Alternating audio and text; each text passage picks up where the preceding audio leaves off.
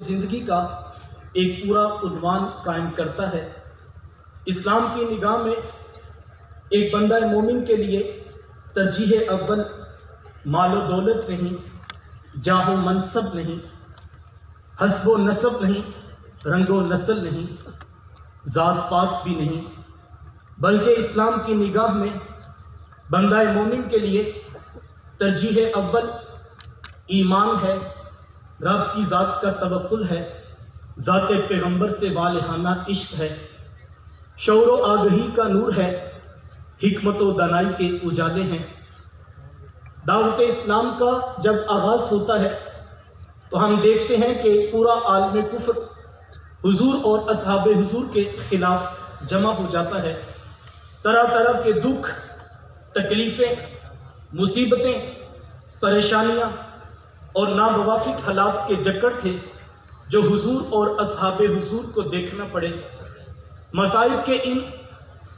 مصائب و آلام کے ان طوفانوں کے سامنے 14 صدیاں قبل کون سی طاقت تھی جو پوری آب و تاب کے ساتھ برسر پیکار تھی؟ صاحبوں وہ طاقت مادیت کی نہیں تھی، وہ طاقت افرادی قوت کی بھی نہیں تھی، وہ تو 1000 کے مقابلے میں صرف 313 تھے، وہ تو 10,000 کے مقابلے میں صرف 3000 تھے۔ جنگی ساز و سامان کی کثرت اور آلات حرب و ضرب کی فراوانی کے سامنے وہ ہاتھوں میں کھجوروں کے ڈنڈے اٹھائے، زنگ آلود تلواریں تھامے، فاقہ مست لوگوں کی مٹھی بھر جماعت تھی۔ ان کی طاقت مادیت نہیں تھی، ان کی طاقت سائنس اور ٹیکنالوجی نہیں تھی۔ جی حضور والا، تو پھر ان کی طاقت کیا تھی؟ ان کی طاقت ایمان تھا، ان کی طاقت رب کی ذات کا توکل تھا، ان کی طاقت ذات پیغمبر سے والہانہ عشق تھا، ان کی طاقت حکمت کے اجالے اور نور و آگہی کا نور تھا۔ ہم دیکھتے ہیں کہ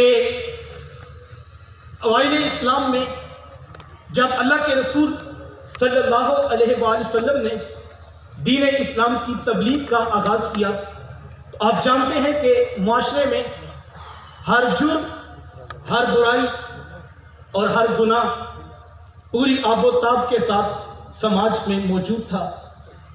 اس بات کا انکار نہیں کہ اسلام نے الگ الگ ہر جرم کے خلاف اعلان بغاوت بھی کیا اور ہر برائی کا سد باب بھی کیا، لیکن یہ بات ذہن نشین ہے، ان سب چیزوں سے پہلے ضرب قرآن سے جو سب سے پہلا کام کیا گیا وہ شعور کی بیداری تھی، وہ آگہی کا نور تھا، وہ حکمت کے اجالے تھے جو پیغمبر اسلام نے لوگوں کی روحوں میں اتارے تھے۔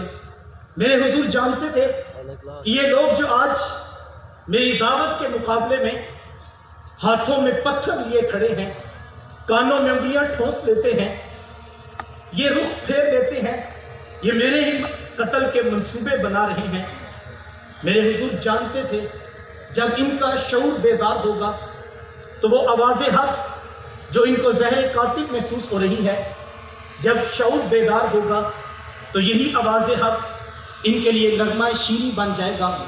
یہی وجہ تھی کہ کتاب رحمت قرآن مجید میں اللہ تعالیٰ نے محبوب علیہ السلام کو مختلف صورتوں میں مختلف آیات کے صیغوں میں بارہا یہی کہا، محبوب آپ قرآن سناتے جائیے، محبوب آپ پیغام پہنچاتے جائیے، جب ان کا شعور بیدار ہوگا تو یہ بدلیں گے، جب یہ بدلیں گے تو زمانے کی کروٹ بدلے گی۔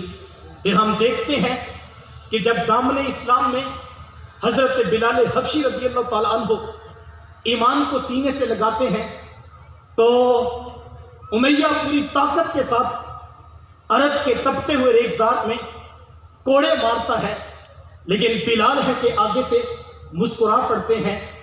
وہ بلال جس کے پاس سوائے اپنے نحیف و کمزور بدن کے کچھ نہ تھا، ہم دیکھتے ہیں کہ وہ کفر کے سامنے فولادی چٹان بن کے کھڑا ہو جاتا ہے۔ تو دوسری طرف رئیس مکہ جناب ابو بکر ہیں کہ وہ اپنا سارا مال لا کر محبوب کے قدموں پہ نچھاور کر دیتے ہیں۔ ہیبت و دبدبے والے عمر ہیں کہ اپنے ہی گلے میں کپڑا ڈال کر اپنے محبوب کو ہاتھوں میں پکڑا دیتے ہیں۔ جب شعور بیدار ہوتا ہے تو حضرت سمیہ کا لہو کانٹوں بری اسراح کو لالا زار بنا دیتا ہے۔ جی حضور والا آل یاسر کی قربانیاں تاریخ کو روشنی بخشتی ہیں۔ میرا سادہ سا سوال ہے صاحب، یہ کون لوگ تھے؟ ان کے پاس کون سی طاقت تھی؟ کیا یہ محض دیوانگی تھی یا چند دن کے شور و غل کا نتیجہ تھا؟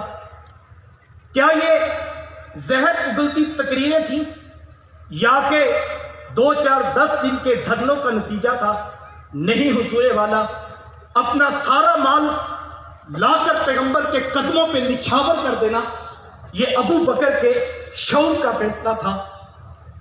عرب کے تپتے ہوئے ریگزار میں کوڑے کھا کر امیہ کے سامنے مسکراتے رہنا یہ بلال کے شعور کا فیصلہ تھا۔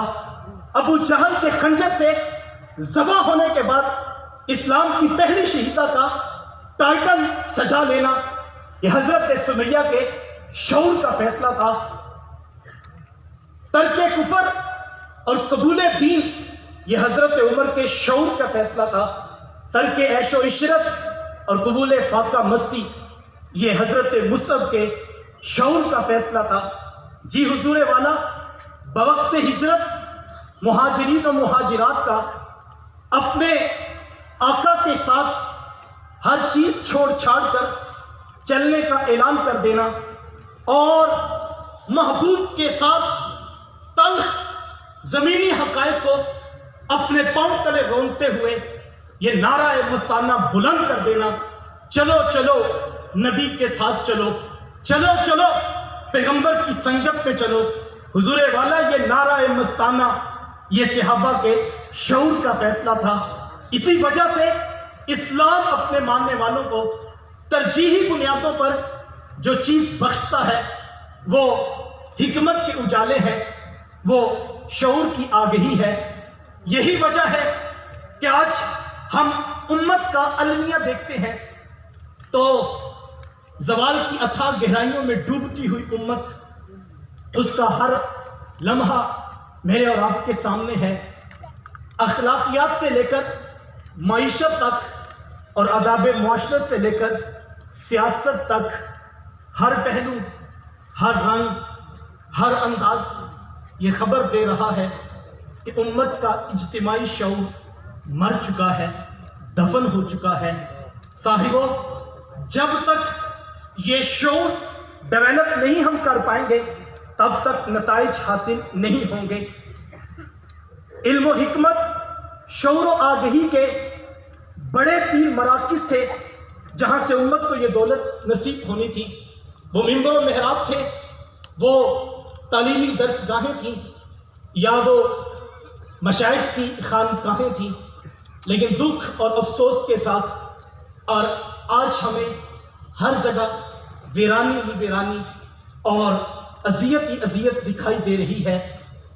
وہ منبر و محراب جہاں سے علم و حکمت کا نور ملنا تھا، آج وہ منبر جہاں بلب ہے صاحب۔ وہ منبر، اس کا موضوع یا تو ذاتیات ہے یا من گھڑت قصے کہانیاں، اس کا موضوع یا تو خود ساختہ فروعی اختلافات ہیں یا اس کا موضوع اپنی ذات کو منوانا ہے۔ اور آج کے خطیب کا بھی المیہ یہ ہے کہ وہ خلاف حقیقت اور خلاف عقل و خرد باتیں محض اپنے زور بیاں سے منوانا چاہتا ہے۔ وہ کیا کسی نے خوب کہا تھا، واعظ نے محض اپنی گفتگو سے، واعظ نے محض اپنے بیاں سے کتنی حقیقتوں کو بدل دیا محض گما سے۔ آج حالت یہ ہے کہ وہ منبر و محراب جہاں سے نور و نکھت، علم و حکمت اور شعور کے اجالے بٹنے تھے، وہ آج منبر محراب جہاں بلب ہیں۔ تعلیمی درس گاہیں تھیں، عصری علوم کی یونیورسٹیز تھیں، ان کی حالت بھی کسی سے مخفی نہیں ہے۔ ہم دیکھتے ہیں کہ آج جدید نسل کے سامنے لمبی گاڑی، اونچے محلات کا خواب، گلیمرس لائف سٹائل کا خواب اور جدید مغربی طرز کی بود و باش کا خواب رکھ کے امت کی فکر اور امت کا شعور چھین لیا گیا اور پیچھے رہ گئی تھی خانقاہ صاحب، ان کی حالت بھی کسی سے مخفی نہیں ہے۔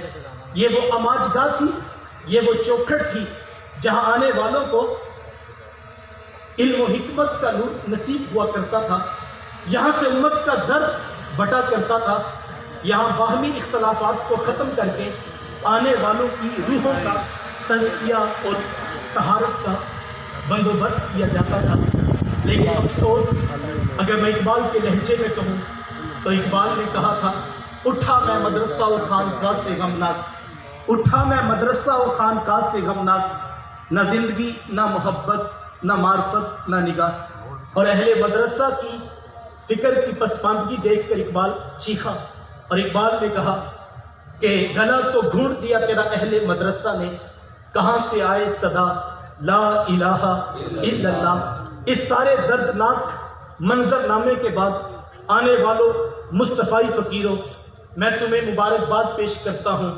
آج مرکز مصطفیٰ کے دامن میں یہ ہزاروں لوگوں کا اجتماع، یہ علم و حکمت شعور و آگہی پر جمع ہے۔ ہاں ہاں تمہیں مبارک ہو، تمہاری خانقاہ کا مشن، تمہاری درسگاہ کا عنوان، تمہارے منبر تمہارے محراب کی صدا قرآن ہے، حدیث ہے، حکمت دی ہے، غیرت دی ہے۔ ہاں ہاں تمہارے لیے یہ خوش آئند بات ہے کہ تمہیں یہاں جب بھی آئے ہو سچا خالص سچا دین نصیب ہوا ہے۔ ادارۃ المصطفیٰ کے پلیٹ فارم سے ہم شعور و آگہی کے اس سفر کو جب دیکھتے ہیں تو ہمیں اس بات پہ مان ہے کہ شعور و آگہی کا جب نکارہ اس پلیٹ فارم سے گونجا تو اس کی آب و اس کی آواز، اس کی باز گشت پوری کائنات عالم میں اس وقت سنائی دے رہی ہے۔ تمام شعبہ ہے زندگی سے وابستہ لوگ اس کی آواز کی طرف متوجہ ہیں۔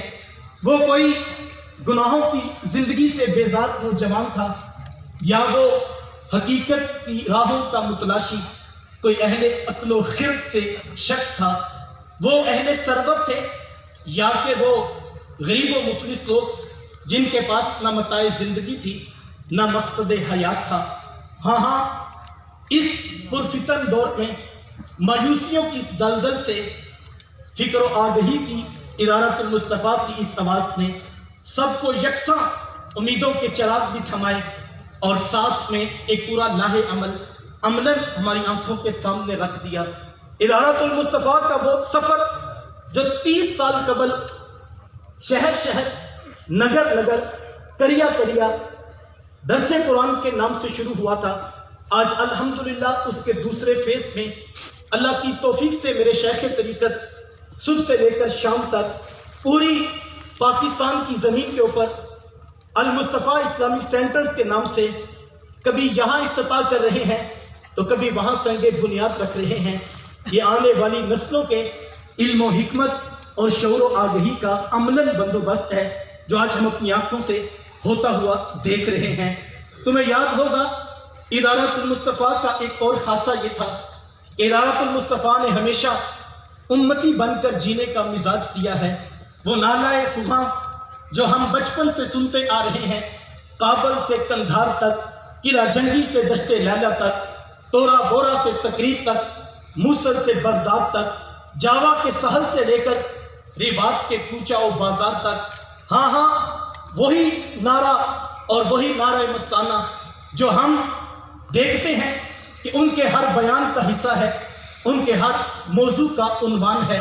وہ گھر کی سادہ سی مسند ہو یا کہ وہ منبر و محراب کا سٹیج ہو، وہ شب قدر کی رات ہو یا میلاد النبی کا جلوس ہو، وہ تنظیمی کوئی مجلس ہو یا کہ حلقہ یارہ، بات ایک ہے، عنوان ایک ہے، کلام ایک ہے، خلاصہ کلام ایک ہے۔ امت، درد امت، فکر امت، غلبہ امت، شوق امت، یہ وہ نعرہ مستانہ ہے جو ہم بچپن سے سن رہے تھے کہ بھٹکے ہوئے آنکھوں کو پھر سوئے حرم لے چل، اس شہر کے خوگر کو پھر وسعت صحرا دے، میں بلبل نالا ہوں اس اجڑے گلستان کا، تاثیر کا سائل ہوں، محتاج کو داتا دے۔ ہم بچپن سے یہ سنتے آئے صاحبوں، لیکن اللہ کی توفیق سے امت کی داد رسی کا یہ درد اور یہ نالہ فغان ہے، جب اہل ثروت تک پہنچ کر ان کے شعور کو بیدار کیا، تو میں تحدیث نعمت کے طور پہ کہوں گا، چند دن قبل، چند مہینے قبل آپ نے دیکھا اسی آہو فغان کا اللہ نے ثمر یہ دیا کہ القدس ویلفیئر مشن کی صورت میں امت کی داد رسی کرتے ہوئے ادارۃ المصطفیٰ کو یہ سعادت نصیب ہوئی ہے۔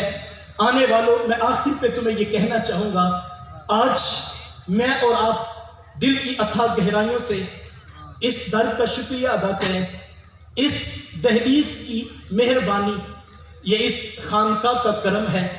ہم یہاں آئے تو ہمیں انقلاب کے بلند و بالا نعروں سے بہلایا نہیں گیا، یہاں ہمیں اپنی ذات سے منوایا نہیں گیا۔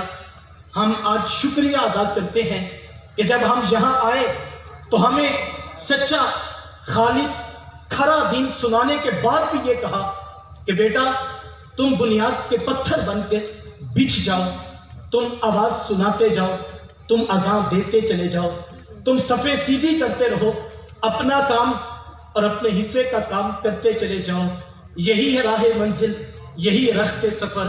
میں آنے والوں تمہیں دعوت دیتا ہوں، آئیے اپنے شیخ طریقت کے قدموں میں کھڑے ہو کر وہ ذات رسالت سے عہد وفا دہرا لیں جو ہم بچپن سے سنتے آ رہے ہیں، اور جس کے اندر ایک حرارت کی ہے، ایک عہد کی، وفا کی خوشبو بھی دکھائی دیتی ہے کہ حضور ہم جئیں گے تو آپ کے لیے، حضور ہم مریں گے تو آپ کے دین کے لیے، زندگی کی آخری سانس تک ہم آپ کے در کے وفادار رہیں گے۔ آنے والوں اس در کا شکریہ ادا کیجئے۔ آنے والوں میں تمہیں سلام پیش کرتا ہوں، آنے والوں میں تمہیں مبارکباد پیش کرتا ہوں کہ تمہیں یہاں سے ہمیشہ سچا، خالص، کھرا دین نصیب ہوا۔ یہ میرا اور آپ کا مقدر ہے۔ میں دل کی اتھاہ گہرائیوں سے اپنے شیخ کا شکریہ ادا کرتا ہوں اور دعا گو ہوں اللہ ہمیں تا دم آخر اس مشن سے وفا کی توفیق مرحمت فرمائے۔